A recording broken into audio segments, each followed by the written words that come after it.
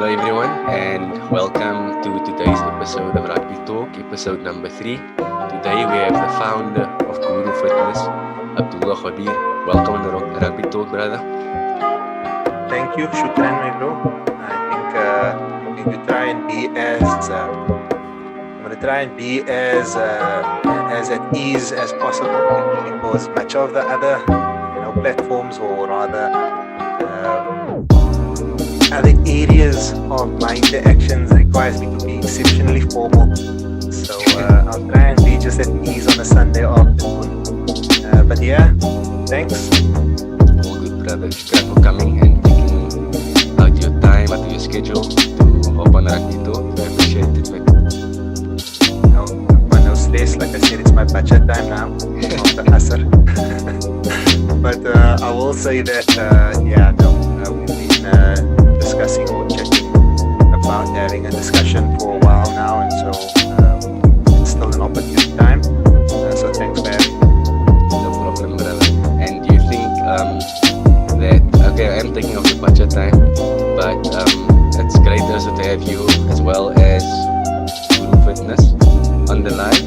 And I think this is a great platform, definitely, even though we're using it in Ramadan. I think it's a great platform to learn and share some ideas, inshallah. No, definitely. I think we protect information so much that we actually limit ourselves. So wherever we can find a platform to, share, I think it provides insights and also learning opportunities for not only those who listen or watch, but also for us, discuss ideas and a lot of what we perhaps working on, what we perhaps are thinking about. So yeah. Awesome, brother. So can you take us back to your childhood days and where Abdullah Gabier grew up, all about the people? Sure. It's different, like I said, different platforms presents a different opportunity for giving this feedback. But I grew up in Strand, initially in 24th Street, down in what they would have referred to about that time as the Lost School. Now I got the back end of it, and sugar that I obviously didn't have to endure much of what the old regime had put forward. But yeah, the first couple of years of my life, I grew up there and established some friendships, some of which I still have today. Then grew up in South Fork, or Castro rather, in Strand still. Much of my years, I learned a lot, grew up with some greats, I tell you, and some of which went on to play at the highest level, the rugby union for that matter, and others just still heartfelt and die-hard rugby fans. So yeah, that's where I grew up. Currently still residing in Helderberg, slightly more removed, but still in the community. I'm in Gordons Bay. And but yeah, I brought my entire life essentially out in Strand. Schooled initially Gordons Bay Primary, then went to Hottentots Holland, and then ended my schooling career at Madrasa to Raja. Followed that up by going to Malnata's Madrasa and doing 2 years of Islamic studies, and then went on to study physiotherapy at the University of Western Cape. I completed and done my Zuma year, like they would refer to it as. But forever and a day, as you can imagine, I've always had the background of either sport, fitness, or the interest in activeness. So this has always, been brought as an interest. And I can tell you, even through the formalized studies over the years, there are certain individuals who have a greater capacity to bring across the message of this, fitness, active life, nutrition, and the like within our communities. And I've seen this throughout, and I've taken lesson from. So I think, I enjoyed also growing up in this close-knitted community of Strand, Gordons Bay, Helderberg, for that matter. Alhamdulillah, brother. That's beautiful. And obviously, you moved around, but still in the Strand area, Strand man through and through. And when you were speaking about some of the guys that made it to professional rugby union, can you mention a few of them for us, inshallah?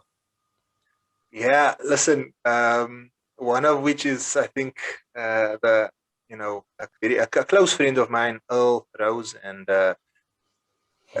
he ended up being a patient of mine as well. Funny enough, but yeah, we grew up literally around the corner from each other. He where we used to stay, he stayed approximately 6-7 houses away. That time we didn't have pavers and all of these finessed housing and and facilities. We literally, I mean, when we moved in there, we had flakkies, like they used to call Yeah, it. yeah. So we used to enjoy it, and that's what we knew. Opposite the road was Siraj Francis. We used to play down it, and what would happen was that the front of the yard used to slope downwards, but it was grass. So any opportunity to play, we would play there, right? And at the back in our yard, we had grass as well. And then at Earldham's house, they used to have this little area that we also used to play. So wherever we could find a patch of grass or whatever fluffy area, we would play. And Earl initially, like I said, grew up around the corner. He started out at Ristov, and then he moved on to at Lochnof, and then to Strand High. But yeah, still today we still communicate, and we're still in touch. But yeah, from this community, I tell you, it's a lot of talent and a lot Yeah. of great rugby players. Not only rugby players, to be honest. There's like a lot of other sportsmen that came from this community, and I was just was lucky to have seen a couple of them go through the ranks, but also continue to see so as well. Awesome, brother. Because I think the same thing for all of us growing up. Wherever you could play, whenever you wanted to play, you'd make a plan. So that's awesome. Behind It's your house, Earl's house, and crazy how it ended that Earl was one of your patients. Obviously, making the Springboks as well, and then yeah, ending up as one of your patients. yeah, no, yeah, that was full cycle, eh? And like I said, it's opportune, and that I went into health sciences. And funny enough, there's a story to that as well. But it's opportune that it happened in the manner that it did, and our roads or our paths crossed, and ended up being my patient, and also his brother Jody. We a similar age, so Jody and I mean, Jody went to Paul Roos, but there was one or two occasions which I guess I wasn't good enough, to be honest. But yeah, we used to play trials, and Jody, I mean, he was exceptional, and he continues to be. I mean, even at his age, and even Jody, even in Romania. So when he visits from Romania, he pops around whenever he needs to, as a patient as well. That's awesome. That's amazing, brother. So were you playing 12 at the time throughout high school? You know what? I used to play 12, but only because I wanted to be close to the ball. Uh, so, and funny enough, the coach would want to move me even closer. I remember I remember when I went to HH, right? It was devastating because the first game they dropped me, right? I didn't know, because they didn't know who I was, where Yeah. I came from, whatever. So I mean, you play based on, and I was always very short, but very, like, fast at the time. Much of which, let's say, all of which I've lost by now. But so what would happen was, I was dropped. I was playing in the B team, and then the first half I scored I can't even remember how many tries. I just scored like a lot of tries in the first half, and I started on 12. Then in the second half, the coach, who was the vice principal at the time, Mr. Otto, he then moved me from 12 to 10. Right. And then I continued playing, and I scored more tries. And then he moved me midway through the second half, he moved me to scrum half, just so that I can get the first opportunity to touch the ball. But obviously it's comical now looking back.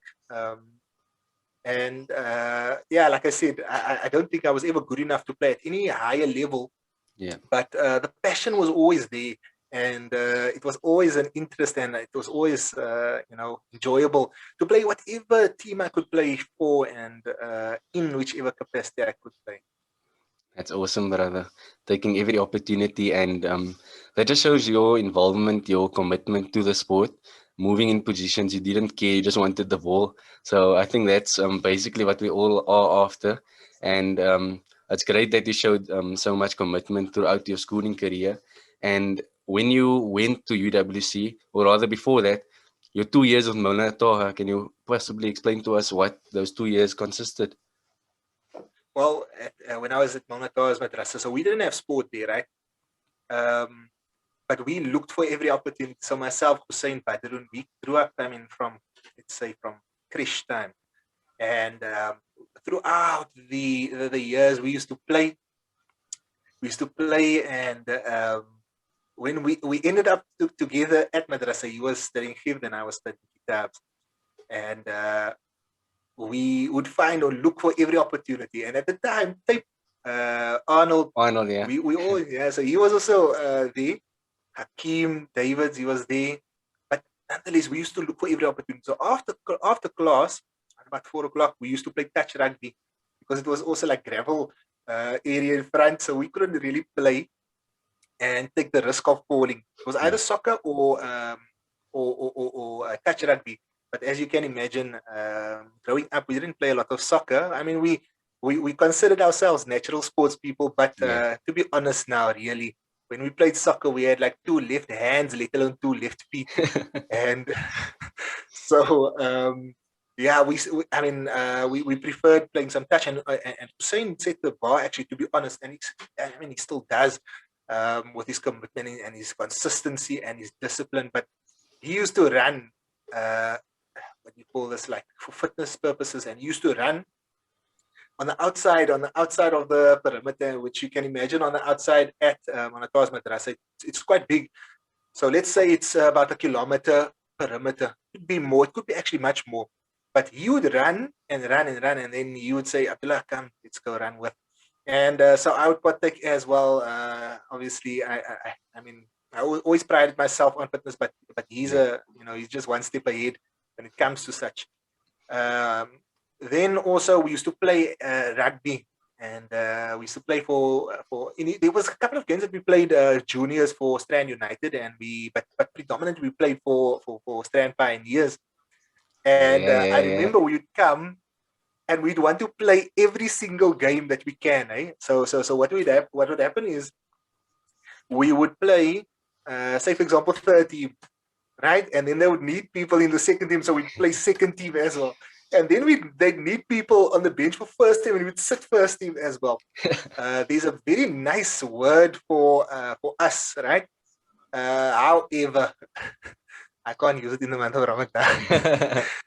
But the Afrikaans would probably be uitgeëet. You know, we were very hungry to play, and any opportunity for us to do so, we would. And obviously, later on translated into the ailments, which today, in today's time, I'm an advocate against, and that is the reason why a lot of what I try to bring to the conversation is player management, the way that we actually look after our players, the way that we actually try and make these youngsters through.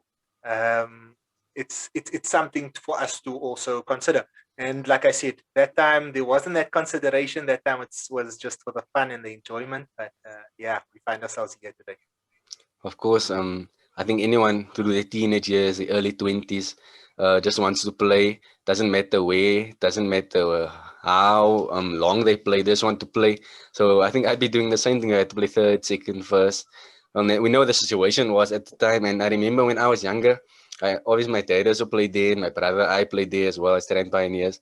When I was younger, I always used to watch you and Hussein.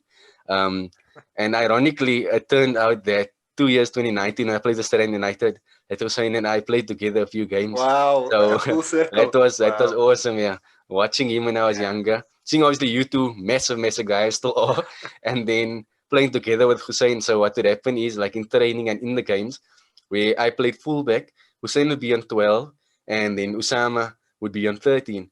So if Hussein or Sam had to take the ball up, and then I'd slot in at center, and then one of my wings would cover me at fullback. So that was his wisdom. The wisdom he shared, his leadership on the field, giving little advices while we played. I think that was awesome. And currently the head coach of Australian United, I think our community, surrounding communities, youngsters that know him, youngsters that played with him, and they can just learn and benefit from a guy like that, definitely. 100%. You know, I'll tell you a funny story. So on the back of that, right? We obviously we were fortunate enough to be friends throughout the years, and we were fortunate enough to play together for many years. And we knew each other in and out. We knew each other in terms of our running lines, in terms of our need in contact or out of contact situation. We knew everything about each other. Yeah. However, we had many partners around. So I'd sometimes play in senior rugby, I'd play 10 and you'd play 12. A lot of the other time we'd play 12 and he'd play 13, or the other way around. Sometimes I used to play even wing. But nonetheless, throughout our rugby playing career, we found that a lot of individuals said what you just said. And it's really not a feather in my head. I don't really care about myself. I've said this many a time. But just to like have, they had that yearning to want to play with us. But there wasn't really, to us, there wasn't really something special about us. It was just like we had this really unshakable brotherhood. Nonetheless, the story is this.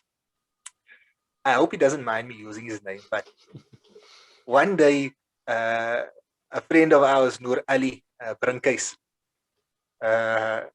I hope he watches this one day, and I hope he has a laugh about this. No disrespect, and obviously it is with all in jest. He's a brother of mine. One day we were playing. Now this is at the end of, close to the end of our playing career, but maybe like the last year or the year before. And we were playing, and both myself and Hussein were playing. And he was playing as well. I think he was playing prop. And he's running on the field, and so I think he made a tackle. I made a tackle, and we're running towards the ball. And Hussein is next to me, running also, as the line is shifting up. And I just hear this voice saying, "Yes, man. Ek speel mos saam met Hussein en Abdullah." This is in the game. This is whilst we playing, whilst we are, I think we were defending, and he says this. He's a clown to start off with, not in the general sense, but just in his humor. But that was the pits. You're in the game and someone says this about you or with you, and it was a fun moment. But it's just a story that stayed with me. Unbelievable. Like, how could you take that moment serious? No, you can't. And like I said, at the time, I mean, we were close to the end of our playing careers, but still, I mean, we were disciplined. We were really serious. We had to set the example for. But in a moment like that, what you do? I remember one game we went to go play a friendly in Ottery on Chaka Road. So we played against this madrasa, and us as friends went to go play. So when we were two cores, but we split the guys between the 15 on the dot in the two cores. And I was about 16 years old playing my Buta, and they were about 22, 23. And I played 10 that day for the first half. And I know that the one instance, we were about the halfway mark, and the inside center next to me was Chora. And I told him, Chora, first time, and I get the ball, I want to pass him. He says like this, so scoop. He says, like, I was like, what the hell was I doing? I was like, what the hell, bro? Like, I told him first time, he said, yeah. Then when I get to you on the post him, he say, scoop. I was like, what? No, listen, I think this is actually a great platform. We should actually get people on here, right? That really has a wealth of community rugby as well, because I tell you, the stories that they can tell, it's fun and reminiscent of a great time, which is something that I tell the current players. Your playing career is so defined, it's so limited, it's so metered. Soon you realize that I'm not that same player that I was a couple of years ago. and then a couple of years later, also you're not even a player anymore. Yeah. So yeah, I think it's really great moments that we used to have. And I will say that I miss those moments. Even now and again, when I see someone, taking a ball up hard or someone making a huge tackle, I realized, sure, I was the assassin in that respect, and I miss those times.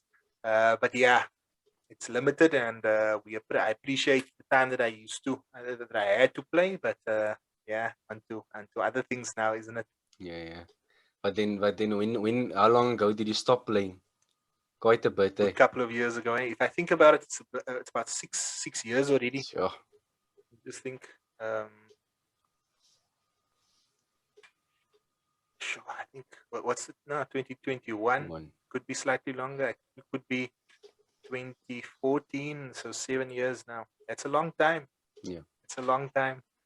And was it because so that you could focus on Gooru fitness, your physio work, or what was it that made you stop playing? Because I wish I could have played with you and Hussein as well. Only played with Oh, Hussein. That would have been a dream. wow, 10, 12, and 13. You know what? I had an injury, a big injury of my right. Apologies for the dog in the background. No He's problem, no trying to be problem. part of this conversation as well. But no, I had a major injury. I had surgery about a couple of months thereafter. And I came back, but then I just decided, no, you know what? I came back in terms of training, rehabilitating, and the like. But then I just made the decision. You know what? I'm not going to risk it again in trying to return and then having Yeah. to sustain another or similar injury. Funny enough, I ended up having a second surgery of the same knee, even though I didn't play. So I think life gave me a nice middle finger. But I will say that yeah, I made the decision at the time, and I obviously couldn't afford to be out of. At that time, I had been working, so I couldn't be afford to be out of Yeah. work, and obviously, running, the other areas of my intended business at the time. But yeah, so I chose because of injury and future. Definitely. And your family obviously comes first. So you have to make yeah, choose your priorities. And what I wanted to ask you was, am I still on the live with you? I don't even know if you are on the live or or if you were on the Was live. on my phone, then I went off on my phone on the internet, but it's like it's Okay. freezing here on my phone. I think I'm on. Um, Not entirely you sure. might be. I don't know. You're not But reflecting as on though. ah, Let's ask who's watching on Facebook Live. I can't even see. It seems to be Rida. Um, and I don't know who the second person is. But let's say give a hands up, guys, or a thumbs up for whoever's watching. If Shu-aib is also on the Facebook Live, I don't think so. but then you can just share it afterwards, and I'll share it. Yeah, Yeah, no, it but it's doesn't okay. matter. I'm sure that the sound is coming through even through the Zoom Yeah. that we currently live on. But nonetheless, so yeah, So you were saying. so when did you start with your fitness journey or Guru fitness? Because obviously you finished your physio degree, alhamdulillah, and then when did it come to you that you want to, instead of applying like for a physio job at a practice, and rather set up your own uh, uh, physio setup or physio practice? So funny enough, I got married immediately after my community service here, and for probably that first couple of months, or let's say 2 months or so, I had not been working, or I didn't have a lined up job, eh? Yeah. So that was very, very like prior to finishing my Zuma year, I was already starting to worry what's going to be put in place, what am I going to do and put in place. And so at that point in time, I had already started, planning for. Eventually, what had happened, I started working at Discovery in a pre-authorizations capacity, and I continued locuming. So I had locumed or continued locuming for a practice and working in practice as outpatient as well as in the hospital setup. That continued, and then I think I moved a couple of places, but I ended up at Old Mutual in a medical underwriter's position, where essentially what that is, it's a risk management position from a medical perspective. And at that point in time, my brother and I, we started Gooru Sports and Nutrition. So not Gooru Fitness at the time; it was Gooru Sports and Nutrition. I'm sure the guys can remember that. So our focus then was there was a what do you call this, physio rooms, and then there was the supplementation. The supplementation was the main focus.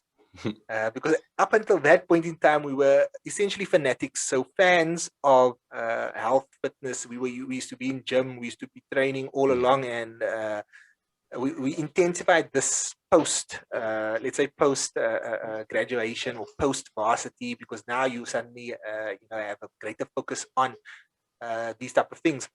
Nonetheless, so we had Gooru Sports and Nutrition. It was out in Cape Gate in the Lifestyle Center, right next to the Virgin Active, and that lasted for a period of time. That thing closed, and we went basically social media. We continued on social media with, or rather, by selling. I'm not sure if you got a ping. Just check. Let me just quickly stop this. Like this as well. There we go.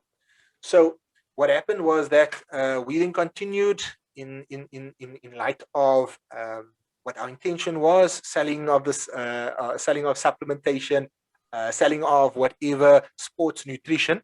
Not only that, there was this consignment of that my brother got by virtue of one of the suppliers, but it was a high. I'm not going to mention who, but it was a highly unlikely supplier. Nonetheless, that continued, and then out of that, so as you can imagine, myself and my brother and another two individuals, we started Gooru Sports and Nutrition, and then broke away from there to form Gooru Fitness, which is in its current form, and now we have GuruWellness.com, which I run predominantly. But Gooru Fitness was essentially the passion. Gooru Wellness is a holistic approach to not only your health, not only to your fitness needs, but also your nutrition, your treatment, your approach to whichever phase of your life you are. That essentially is that whole holistic approach to that.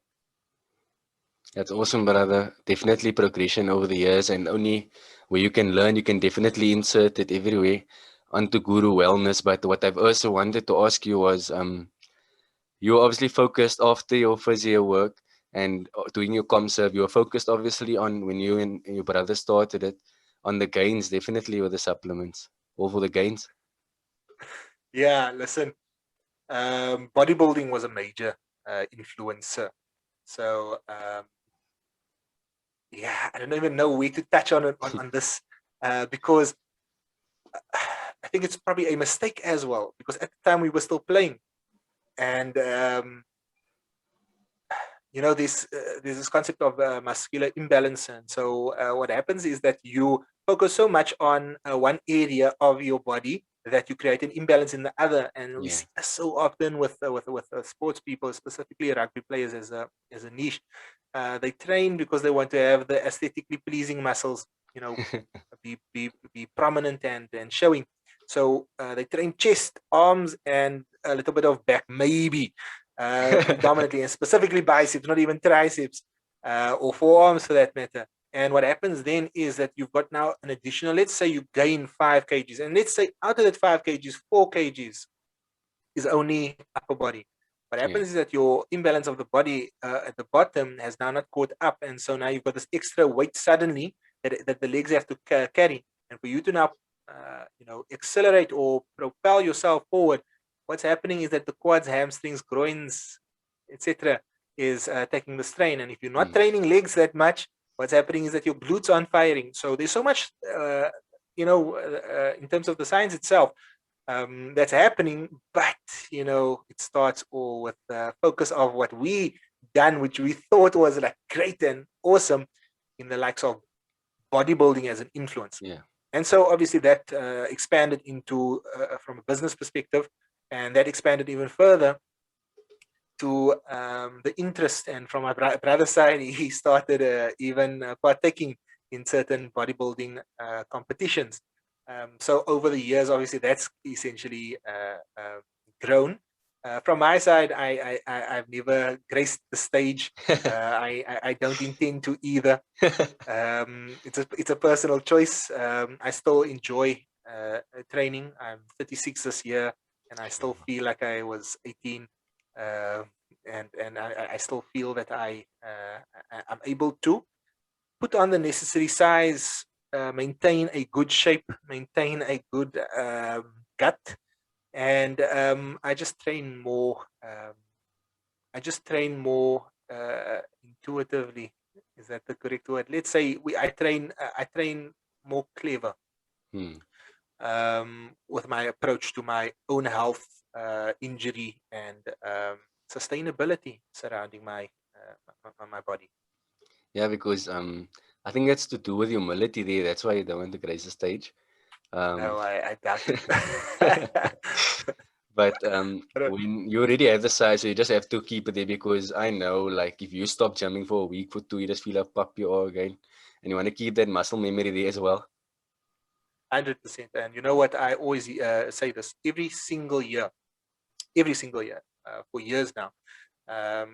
During the month of Ramadan, I stopped training, like, completely. And I often make the joke that, yeah, now at the end of Ramadan, then I'm going to feel like Dalsum. And not only feel but look like Dalsum, but yeah, there is a bit of loss. I checked. I think I lost about 3 k's. I mean, there was one year that I lost something like 10 k's. Yeah. It was probably 7 k's of water because I was so bulked up. But yeah, look, I maintain this is my month of reset. I really everything from my tendons, muscles, joints, everything must just reset. And this is just personal. It doesn't have to be absorbed by everyone else. Yeah. I'm actually a propagator of the notion of training during Ramadan. And I think I'm almost 100% sure I put out something on social media as to how you should go about it. If not, I think I sent it to Hussein in preparation for the players to prepare and what the research says surrounding that. But my long story short is that this month I don't train, and when I don't train, I lose size. But within 6 weeks, I honestly I'm back to where I need to be. Not Lovely, maybe in man. terms of the strength, because I'm always focused on strength and function, but yeah, size at least catches up. That's lovely, brother. You were speaking about losing weight couple of Ramadans ago, when I was first playing like properly for a club. I think I was at Elderberg at the time, my first year there. I lost about 7 or 8 kilos, and it took me about 2 years to gain that back. I pick up weight really. It was very difficult for me to pick up weight, but to lose weight, I lose weight really quickly. But then now for last year Ramadan, I would like 20 minutes each day, like an hour before buka time. I do some arms, I do some different workouts every day. So that made me only lose like 1 kilo. This year, I have like a machine that that you pull your arms and your back and things like that. Yeah. I've been doing it now and then. I done push-ups probably once this Ramadan, so not equivalent to last year, definitely. I try and convince myself that Tarawih is my cardio, and and included in the Tarawih is some squats and and deadlifts. So Definitely. yeah, in jest, obviously, but yeah, look, I say rather something than nothing. So Yeah. if you've done a bit of this and that, by all means, I think that you will benefit. It is in what you just said. You've just lost 1 kg as opposed to perhaps a good Yeah. couple. From me, however, I've got a very simplistic approach to my Ramadan. Because I don't train, I eat well. So I will, on weekends, I will have a bit of rice here and there, cookies here and cookies there. But during the week, it's very clean. It's in the morning I have my eggs and toast, whole wheat toast, and then I then have a glass of water with that, and then a couple of minutes later, I have my second breakfast, which is a bowl of oats with banana and some honey, and that will and some cinnamon over that, and then I have another glass of water with that. I have a couple of dates together with that, another glass of water. I might have a slow mag and then a multivitamin, and that's it. And that sustains me throughout the day. And then at night, I have my dates, my water, my soup, two bowls perhaps if I'm really feeling it, and then break for salah, and then I go and I have my meal, my full-on meal. So it would be either rice, some protein, and some veggies, and that's usually what it is. And I eat before tarawih, so Yeah. I then don't eat the after. I'll maybe have a date or two and some water the after, or and during through tarawih. But essentially, that's where it stops, and then I continue to the next morning. And essentially, this entire Ramadan, barring one day where I had wheat bix as opposed to oats, I've had exact same breakfast throughout. And that's testament to how boring I am. But I think it also brings benefit in that you don't deviate, you don't introduce certain toxins, Yeah. poisons essentially that you are not going to benefit from.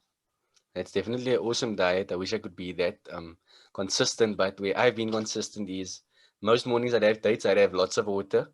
And usually I have my suhoor with pronutro, about 2 bowls of pronutro every morning. And some mornings I'd say, okay, I'm an athlete today, and I'd have some eggs and toast. But that's if I have space in my stomach. Obviously, every day is different. But Yeah. usually I'd also eat before Tarawih, and if I don't have space in my stomach, if I'm full and my stomach is full at the time, I'll eat after Tarawih. But definitely not as balanced as yours. I do love bread. I can't eat rice, yellow rice, yeah. But I need to work on my diet definitely, because I've set out goals for after Ramadan, for my fitness, for my rugby, for my gym work. So I need to definitely set up a diet. Even though I'm not playing this year, I actually want to come to you after Ramadan, inshallah. There's a problem with like below my knee. It's been over a month now. It's like I feel like a gland almost. I can't really run. It's not going away, and I really don't know what to do. I've gone to a physio. I've went to a massage therapist in Ramadan when the pain is to feel. Um, yeah, it hurts, man. I I'm want to sure we can start take my it fitness. offline, and then we can Definitely. definitely take it offline. I'm sure it sounds like either tendinopathy or tendinitis. And these certain protocols that can be applied, and obviously you can benefit from that. It might take a bit of time depending on the severity, but yeah, we can take that discussion offline as well. No stress. But then what about the body imbalances? Because then I'd be doing upper body and no legs. Look, there's the one mistake that we make is that we limit it to quads, lower body, and that's often a mistake that we make. And these hamstrings. So let's just establish that quickly as a side note. That below the knee is essentially where your patellar tendon is going to join. And what I assume by what you're saying is that there's the irritation and the pain, especially with you doing some elite or high activity. So what's happening now is that every time you contract those quad muscles, which is made up of four big muscles, right? It's pulling on that area in order for you to support or control the knee, and also propel yourself to whichever direction or forward. And that's irritating. And the tendon is most probably, or the insertion site, right?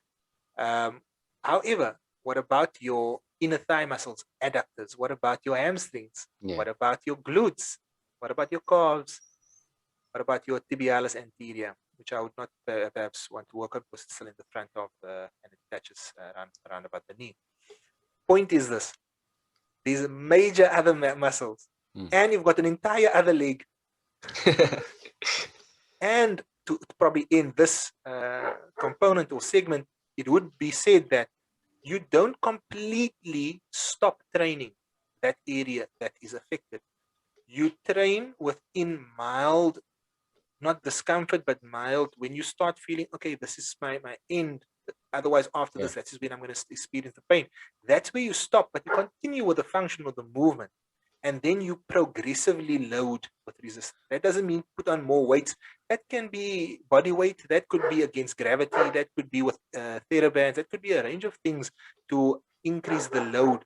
But you progressively load as your body allows you. But you don't stop movement at all, because you're still a human being that requires yourself to function around those various structures, including your knee. Definitely. So just think about that, and like I said, you can take it offline, no stress. Awesome, brother. Because I really want to start working on my skills while I've got the rest of the year left. A lot to work on, definitely, but I want to sort out all my injuries and to know that I can go 100% next season, because you never know what happens. This is my last year of my education degree, inshallah. So I've spoken to two guys that I've had on the podcast. The one will be uploaded soon with Elliot Dixon. So he invited me over to his house at Christchurch to do some target shooting, target practice, and things like that. So, and other guy that had done, Carlos Price, who plays in Australia, he's from New Zealand. He said I have to come over to New Zealand, and I told him he's a scrum half, so I told him we can play a game together. You can be the scrum half, I'll be the fly half. You with the fly half. And yeah, he told me he'd buy me a beer, but then I told him I don't drink, man. And he said a Diet Coke. So two invites pending, inshallah. Maybe even next year, you never know, inshallah. Because it's been my dream to go play in New Zealand. So yeah. 100%. Listen, you know what? I always say that. I'm going to say this again. I said it earlier. When you have the opportunity, void of major responsibilities, you should do so, because when you have limited time, it usually gives you perspective. And with playing, you could your career could stop in an instant by virtue of an injury. It could stop due to responsibility. It could stop because you're just aging. All of which gives you perspective. So if you've got the invites, and not only that, you've got the yearning or the intention too, then I would say think real hard and try and capitalize on it, and where possible, go for it. That would be my 2 cents to throw to the mix.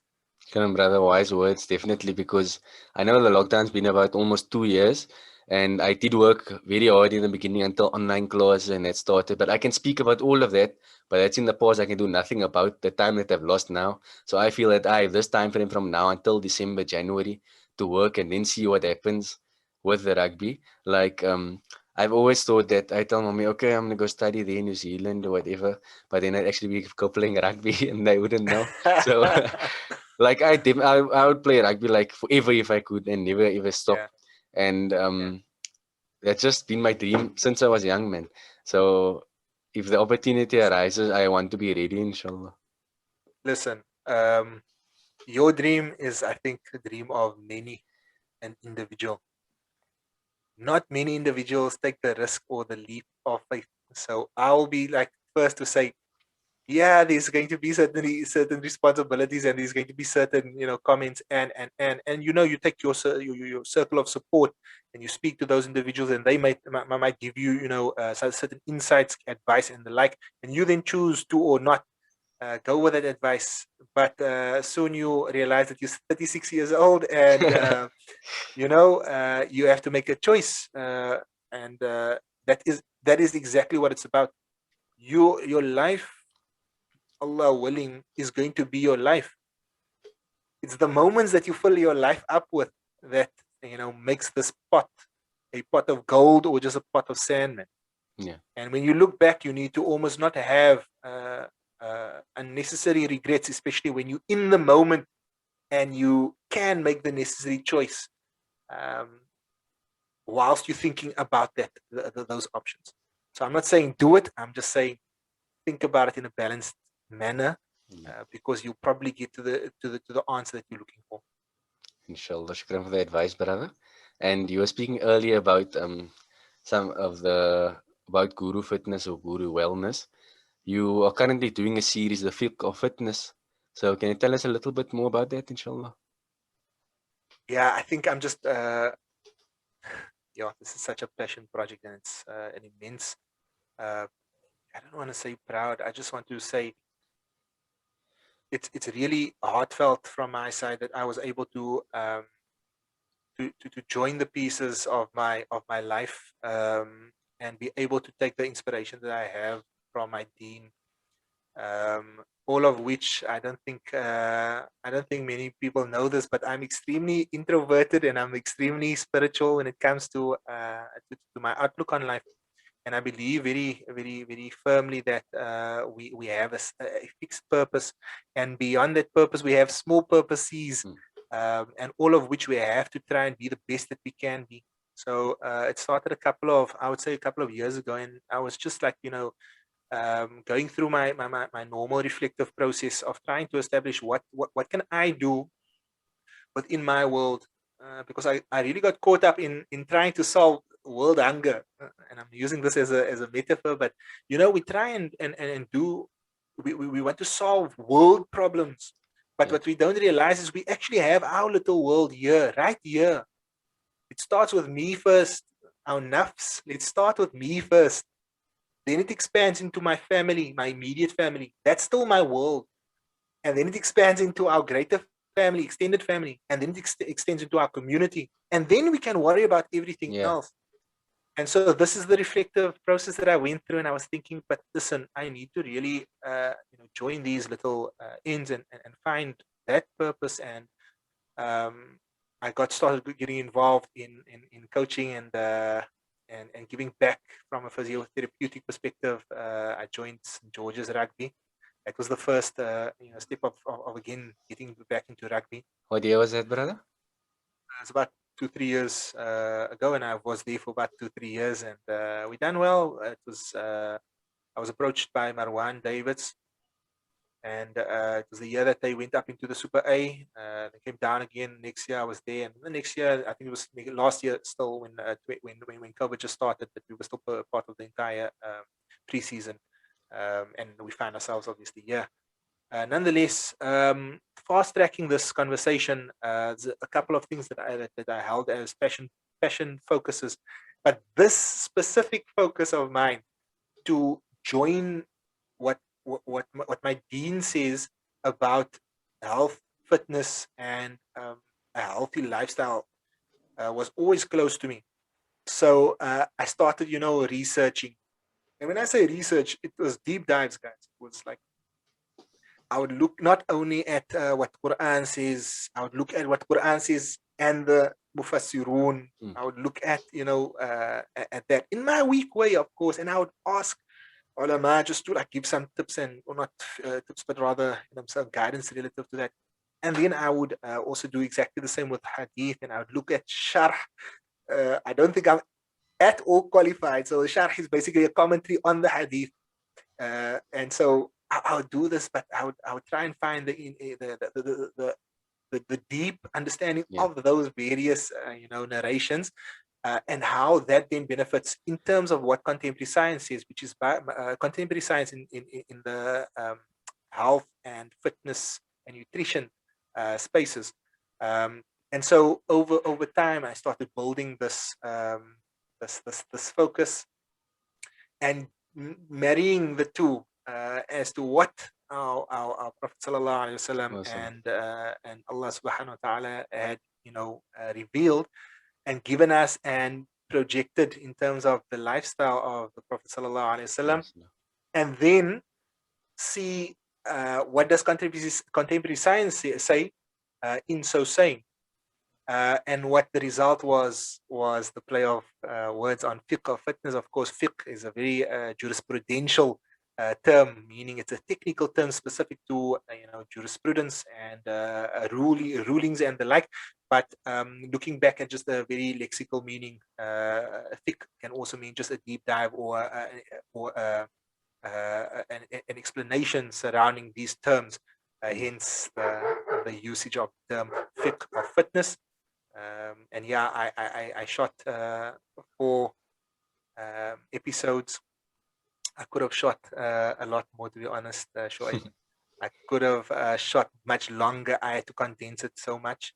I tried something new where I shoot, but don't break, and cut, etc. So I just try to stream and without any stops. And I think the result is that myself, firstly, I benefited so greatly, alhamdulillah, and then I hope that whoever views it really, takes some inspiration as well as some benefit from, because it's just amazing. We can look at everything, especially in an age where we are overwhelmed with the amount of information that is being thrown at us, let alone provided to us. We are so confused by the clutter. We are so uncertain surrounding everything that is out there. The one says do this, the one says, the other says do that, and sometimes it becomes confusing. So I just attempted to bring some form of balance and mid pathway, or pathway in the moderate, sense, that applies from an Islamic perspective, but allows for a lifestyle change that brings both health and activity to draw towards function and obviously optimal life. MashaAllah, brother. That is a very pioneer that you set out, and then obviously following it up and producing 4 episodes, MashaAllah. But I think basically, just to sum it up, you've empowered yourself, and then you were able, through your research and through your effort, you are able to now empower others as well through the benefits of our deen and the benefits of health, because obviously fitness and our nutrition is very important, because Rasulullah Sallallahu Alaihi Wasallam said that you have to leave a third for food, a third for drink, and a third for air. So not to overeat ourselves, and the benefits of that. And then our fitness, because fitness is a very important aspect in Islam health, and the benefits of not overeating ourselves, what we eat, how we eat, the position that we sit in when we eat. We have to sit and drink, all of that. That's only a few aspects. And it's a very, very commendable job that you've done there, Abdullah, mashallah. Thanks so much, man. And I will take zero credit for it. To be honest, I want to firstly, give complete credit to my mom and my dad for rearing me and raising me in this manner. I take absolutely no, how can I say, pride. Rather, that's probably the correct term. I take absolutely no pride in saying that they did a good job. The focus Yeah. is on them, not on me. I'm just grateful. So many things could have happened. We've seen it around within our communities, and it's saddening to see some close friends of mine having succumbed to the elements within our communities. And I'm really, really grateful for parents that I've been afforded in my father and my mother. My father being the stern and spine of my upbringing, and my mother the nurturing flesh to all of what I required in terms of the support. So yeah, all credit, and of course to Allah subhanahu wa ta'ala for giving me the necessary aql, the necessary intellect, the necessary energy, the necessary yearning to know more, and wanting to know more, and wanting to also be part of a community, give back to a community, and attempt to contribute to building a community. Alhamdulillah, we can only say shukr, alhamdulillah, to our parents for teaching us what we know, and then the ultimate shukr to Allah subhanahu wa ta'ala for granting us those parents, and we ask Allah subhanahu wa ta'ala to grant all those deceased the highest place in Jannah, inshallah. Ameen, ameen, ameen. And just for a few final points, inshallah, if you could share with us the advice for weight and muscle gain, inshallah, and then Yeah, 100%. yeah.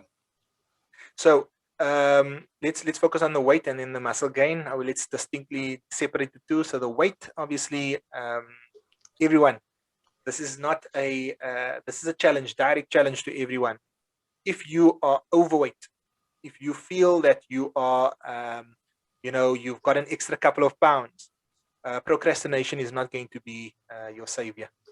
Sitting on that couch, not doing anything is not going to really help you at all. Let me challenge you. Make the necessary step by firstly plotting what your goal is. Let's say it's 5 kgs that you have to lose. Let's say it's 10. Let's say it's 20 kgs that you have to lose. Simply put, if you lose 1 kg or 1.5 kg per month, that is not even a year, and you'll have lost 20 kgs. Think what that looks like. Think what ability that gives you. Think about the amount of energy that gives you to interact with your kids, to interact with your family, friends. Think the amount of or rather the quality of life that is granted in your ability now after you've lost that weight. So the challenge to you is, don't procrastinate. Set a clear and defined goal for what you want to do in terms of losing weight. Everything else comes naturally, guaranteed. How you do it, what you're going to put in place to do it, that accountability to be held in terms of doing it.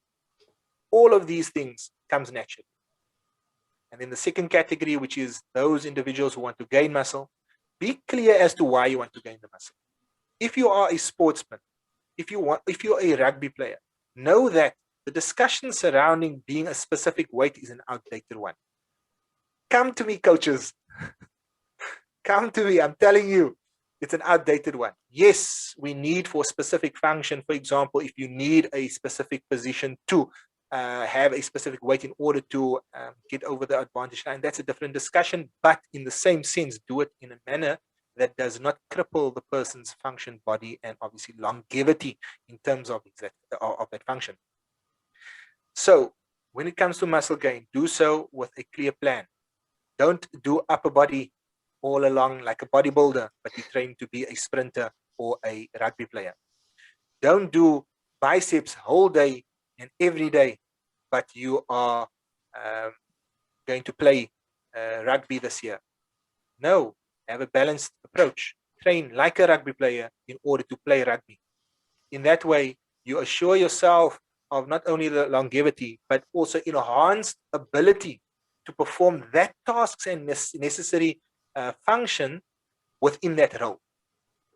If I had one of me when I was playing, I probably wouldn't have had a knee injury. No, I'm kidding. It was just me being inadequate for. But that being said, that is my take on simple things that you can perhaps add. That was the philosophy, maybe. Simple things that you can add. Eat enough. Make sure it's not all about protein. Eat enough. Carbs are not enemy. The correct carbs, you will see also a benefit too. Additional to that, train well.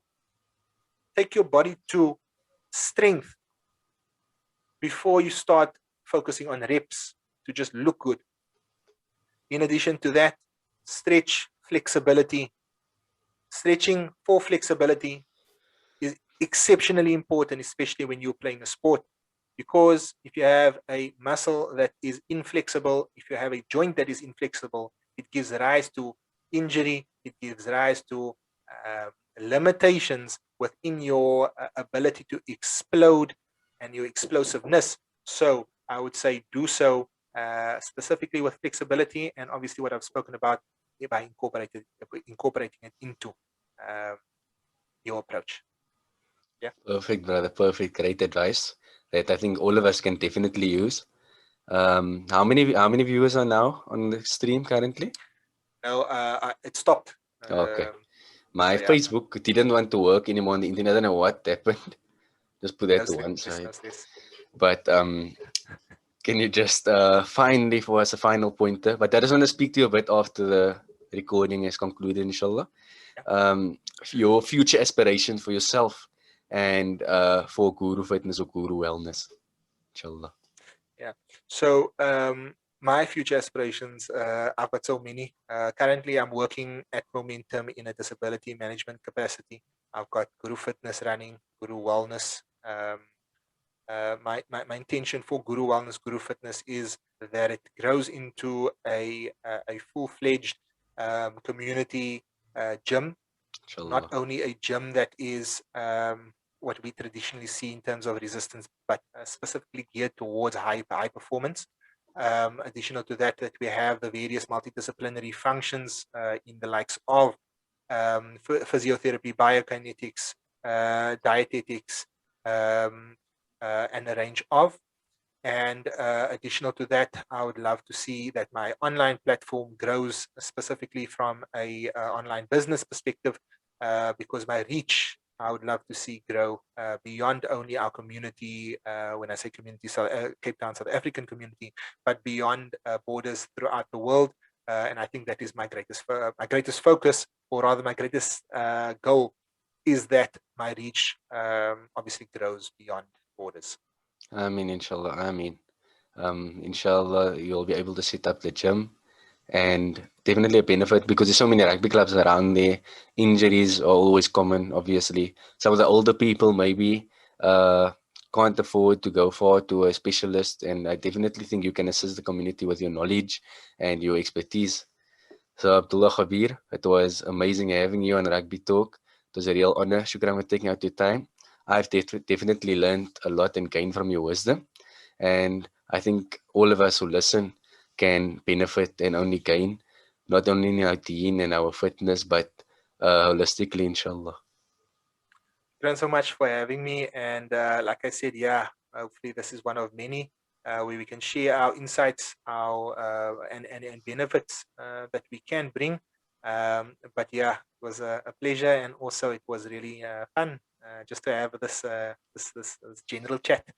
But yeah, all of the best for you also for your goals. All of the best for the rest of Shukran, shukran. Ramadan, and may our efforts be accepted. I mean, inshallah, all the best for you guys and your family for Ramadan, inshallah. Shukran. Let us keep, I mean, just to end off, I'm reading this in solidarity with our Palestinian brothers and Allahu sisters. Akbar. I make a dua that Allah grants them restored sanctity, um, restored strength, and we stand in solidarity with Al-Aqsa al-Mubarak and the Palestinians during this time. And we vehemently oppose all of the sanctions and vehemently oppose all of the destruction that is being caused by these barbaric individuals. And we continue making dua. This is what we can do. This is what we need to do. And inshallah, we will see that the liberation of the Palestinians and Al-Aqsa al-Mubarak happens still within our lifetime. Amin, amin, amin, inshallah.